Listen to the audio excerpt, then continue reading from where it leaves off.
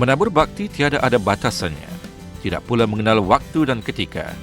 Ia juga bererti tidak mengenal pada siapa bakti itu dihulurkan. Apa yang pasti, bakti itu dicurah atas keikhlasan tanpa mengharap ganjaran. Tiada juga diperlukan publicity. Tiada perlu didedahkan pada dada surat khabar. Berdangah-dangah bukan tujuan. Lagi-lagi bukan untuk keriaan. Kita menyedari bahawa bakti yang curahkan itu akan menjadi persoalan jika bakti itu menjadi platform kemegahan, keangkuhan, kesombongan dan diniatkan sebagai pelaburan bagi pulangan materi dan kedudukan. Bakti yang indah lagi suci ialah bakti yang dihulurkan dengan kasih sayang, kejujuran dan keikhlasan sesama insan.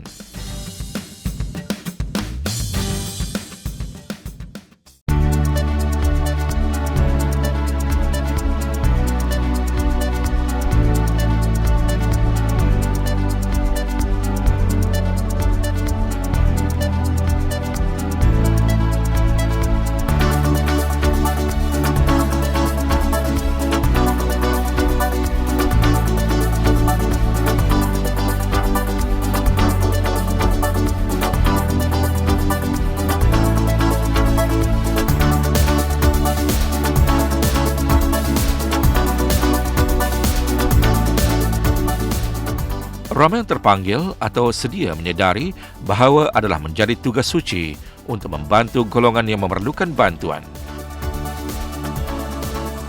Bantuan keuangan, tenaga, buah fikiran, sokongan moral, bimbingan dan segala macam yang boleh memberikan manfaat kepada seseorang atau kelompok masyarakat. Sebagai sebuah negara yang mengamalkan falsafah Melayu Islam Beraja, tentunya telah tersemai dalam jiwa raga kita semangat dan tanggungjawab untuk berbakti.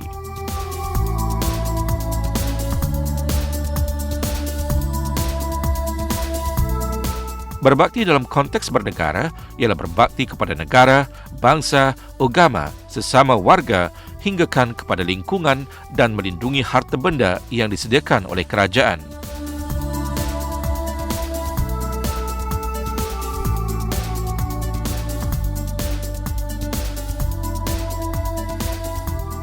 Sebenarnya untuk berbuat baik itu tiada sekatannya. Sebagai misalan, bertanam pokok kayu pun merupakan bakti kepada persekitaran. Alam sekelilingan kita dan manusia sendiri akan mendapat manfaat yang baik dari persekitaran yang subur hijau dan bersih. Bunyinya agak remeh, tetapi ternyata penting kepada semua. Bayangkan alam sekitar tanpa pohon-pohon kayu dengan tanah yang gersang bagai padang pasir yang tandus.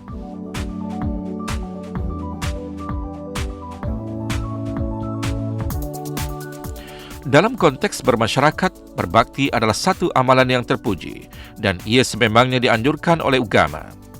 Bakti dapat mengurangkan dan meringankan beban masyarakat, meningkatkan perpaduan, mengeratkan tali persaudaraan, menjana kemakmuran serta mengukuhkan kekuatan ummah. Tiada yang menegatif apabila kita mencurahkan bakti kepada masyarakat. Sebaliknya, ia adalah sikap dan tata cara hidup yang terpuji.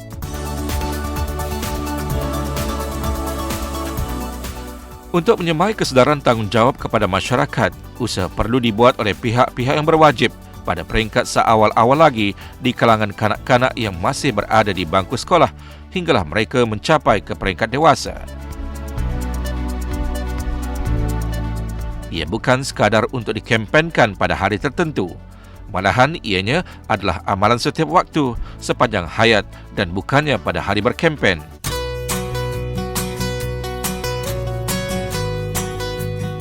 Salah satu institusi pendidikan tinggi yang mengamalkan prinsip ini ialah College University Perguruan Ugama Seri Begawan atau lebih dikenali dengan nama singkatannya KUPU SB. Apa yang menarik ialah College University ini telah menerapkan satu kurikulum yang menjurus kepada kesukarelawanan dalam kursus sarjana muda perguruan agama dalam bidang usuluddin. Program ini mempunyai misi yang cukup baik selain daripada tujuan-tujuan pendidikan. Dipanggil sebagai program ikatan kasih, inisiatif ini dihasratkan ke arah pembentukan cendekiawan yang lengkap atau total dengan kepribadian manusiawi yang berakhlak mulia dan berhati nurani, mengasihi dan menghormati sesama insan. Bukannya mudah untuk membentuk seorang hamba Allah yang rapus, tetapi program tersebut sekurang-kurangnya boleh dipandang sebagai usaha untuk mencapai ke arah matlamat itu.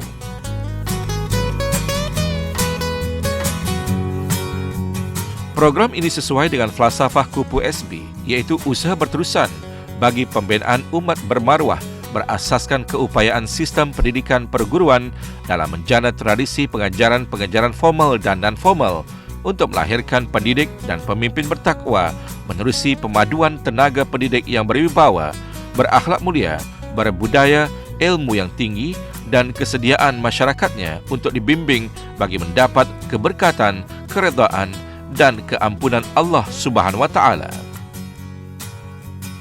Program Ikatan Kasih yang berkonsepkan kesukarelawanan yang berupa khidmat masyarakat memfokuskan kepada sumbangan berbentuk kerja amal bagi warga masyarakat yang sangat memerlukan bantuan. Menurut kertas kerja penyelenggaraan program ini, ianya adalah sebagai pendedahan kepada membina satu pengalaman yang lebih mencabar, praktikal dan memberi banyak manfaat dalam menambah maklumat dan pengetahuan bagi mahasiswa dan mahasiswi.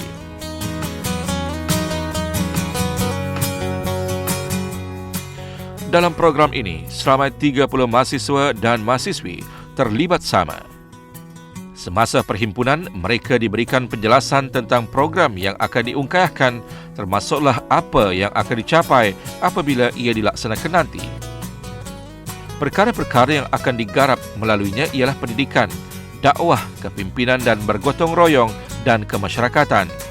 Inilah tonggak program tersebut yang juga bertujuan menjana pengalaman baru dan memperluaskan pengetahuan, membentuk sikap positif dan sikap tabah menghadapi cabaran dalam melaksanakan kebaikan, meningkatkan semangat jati diri, kerjasama dan saling tolong-menolong dalam menjalankan suatu tugas dan tanggungjawab, mengeratkan lagi ukhuwah silaturahim antara Kupu SB dan masyarakat.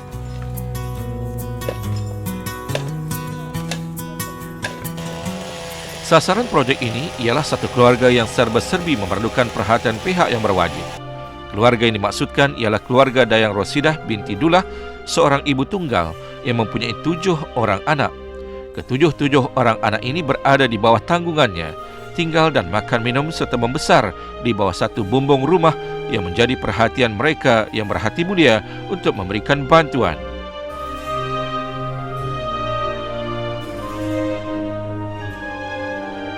Rumah di mana Dayang Rosidah dan anak-anak bermastautin terletak di Kampung Wasan, Jalan Batang Mitus, daerah Brunei dan Muara. Kampung Wasan memang dikenali sebagai salah sebuah jelapang padi bagi negara Brunei Darussalam. Sebut saja beras Laila, pasti kita akan teringat Wasan kerana di sinilah beras kebanggaan negara diperkenalkan. Di sebalik kemasyhuran Wasan, terdapat kisah yang menyayat hati. Apa yang ketara pada rumah Dayang Rosidah ini ialah ia mempunyai kemudahan asas seperti kerusi meja, perabot, bekalan api elektrik dan air bersih. Bagaimanapun, keadaan rumah ini kelihatannya tidak terurus dengan baik. Keadaan ini menyebabkan ruang tamu tidak kemas, pakaian kelihatan berlonggok, tidak tahu yang mana yang telah dipakai atau yang mahu dicuci. Di bahagian dalam rumah pun telah tersedia mesin pencuci pakaian. Kawasan rumah juga kelihatan terbiar. Rumput rumpai tidak dirapikan. Longkang konkrit di sekeliling rumah terbiar begitu sahaja, menyebabkan air tidak mengalir. Dalam menyusun ruang kekerja bantuan, penyelaras dan pengerusi program Ikatan Kasih Awang Haji Mustazan bin Maidin menerangkan strategi pelaksanaan projek di rumah Dayang Rosidah. Kami membagi kepada 2 kumpulan, iaitu siswa bahagian luar dan manakala siswi di bahagian dalam rumah, di mana siswi kami fokuskan kepada membersihkan kawasan bilik tamu, kawasan dapur dan sebagainya.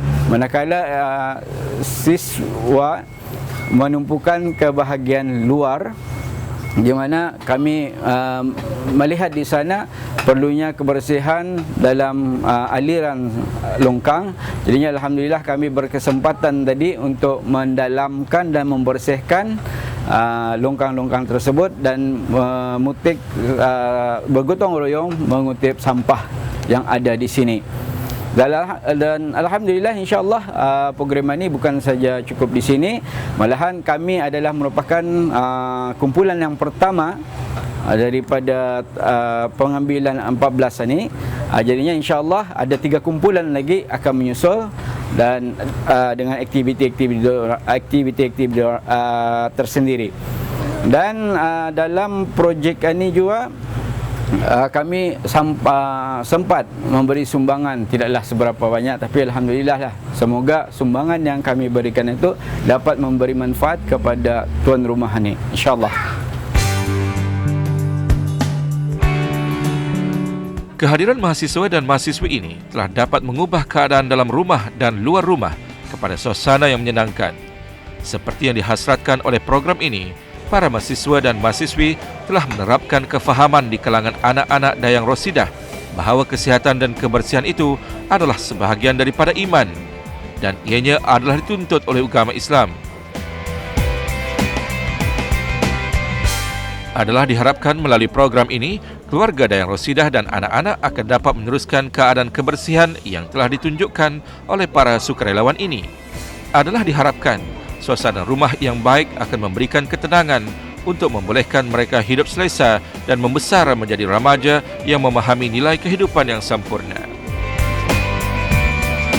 Pada kunjungan ini, para sukarelawan juga menghulurkan bantuan keperluan termasuk bahan-bahan makanan seperti beras, gula dan sebagainya. Barang-barang ini dibeli hasil dari kutipan derma di kalangan mahasiswa dan mahasiswi.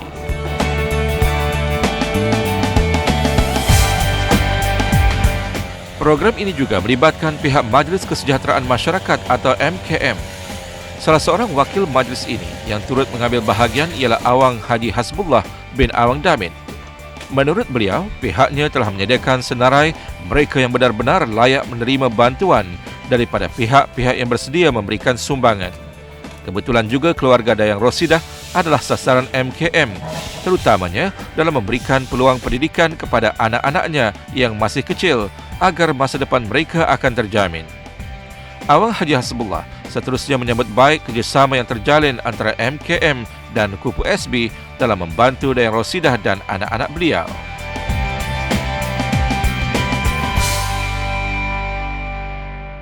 Jadi alhamdulillah nampaklah objektif asal MKM bahawa walaupun dalam kita ni membuat aktiviti bergotong royong, tapi hasrat dan cita-cita kita ni melihat keberkesanan di antara pihak MKM, klien dan usaha sama kerjasama pihak Kupu SB memang melihatkan sesuatu perkara perkembangan yang cukup memerasakan.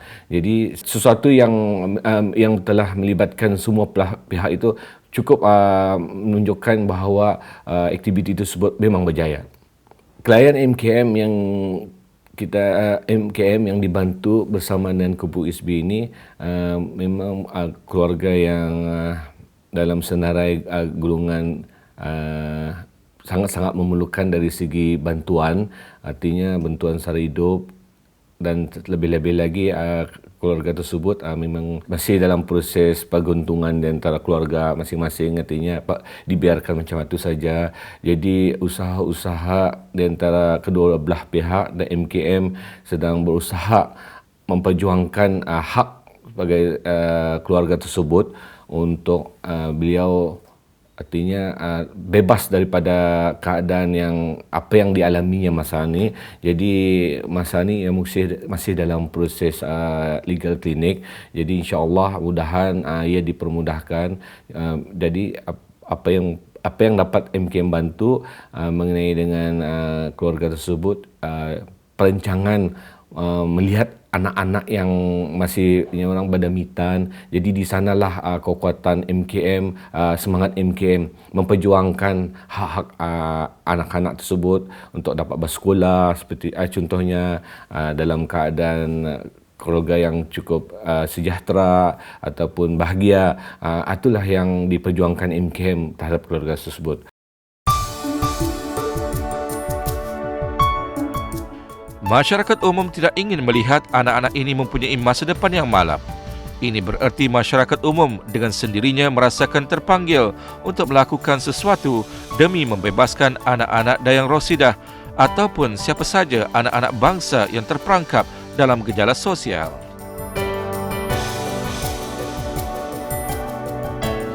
MKM sebagai sebuah pertubuhan bukan kerajaan atau NGO adalah badan amal yang bertujuan menghulurkan bantuan kepada masyarakat yang benar-benar memerlukan sokongan dan bantuan. Untuk menggerakkannya, MKM perlu sumber keuangan bagi membiayai projek-projek dikendalikan.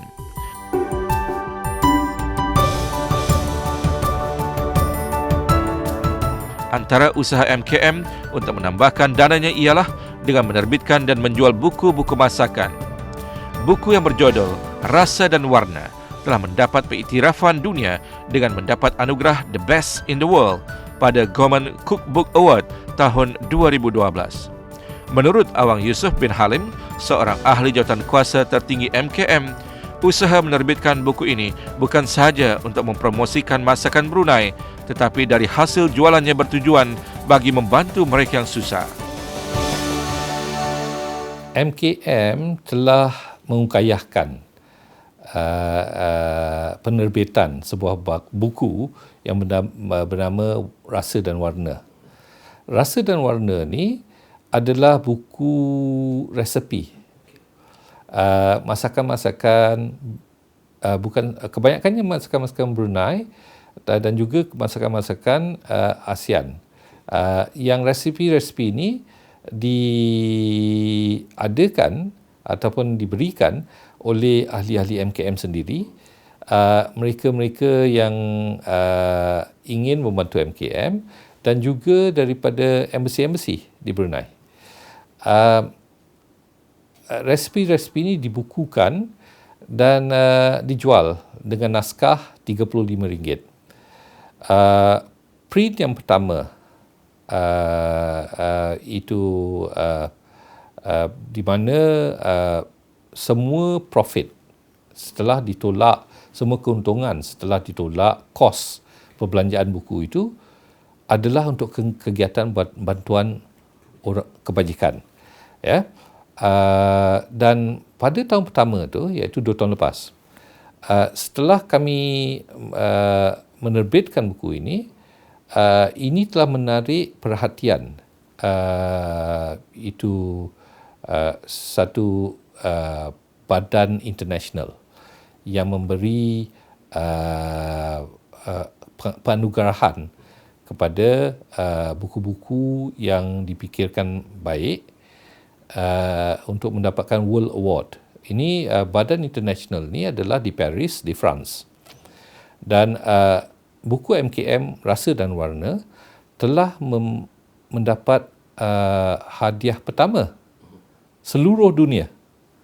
Bukan ASEAN, bukan Asian, tapi seluruh dunia sebagai buku terbaik buku resepi terbaik seluruh dunia berbentuk kebajikan.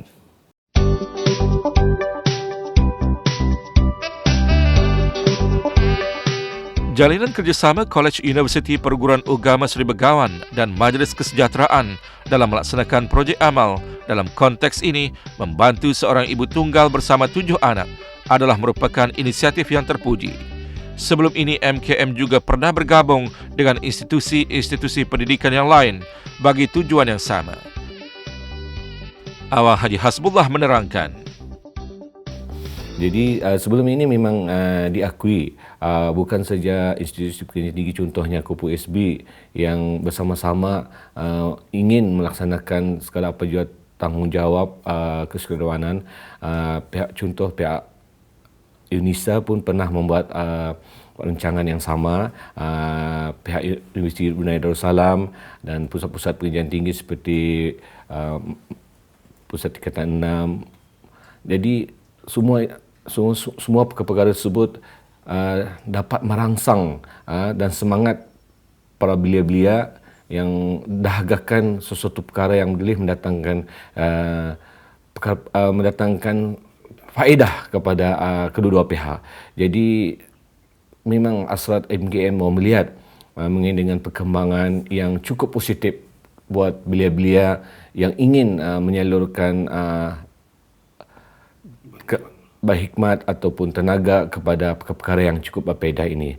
Jadi bagi pihak kami MKM memang sangat-sangat mengalu-alukan apa juga bentuk sumbangan dari bukan saja dari pihak institusi pengajian tinggi, tapi ingin melaksanakan aktiviti kerjasama bersama persatuan-persatuan dari seluruh negara Brunei Darussalam.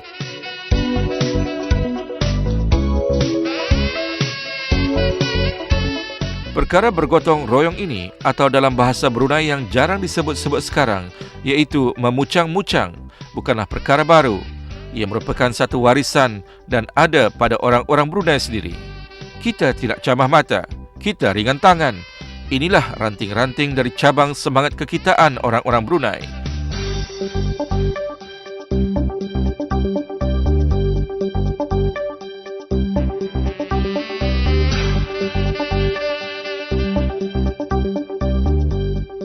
Kita mengucapkan syabas kepada Kupu SB, MKM dan pihak-pihak lain yang menghidup suburkan semangat memucang-mucang yang telah disemai oleh orang-orang Kitani sendiri dari sejak dulu lagi demi mensejahterakan negara Brunei Darussalam.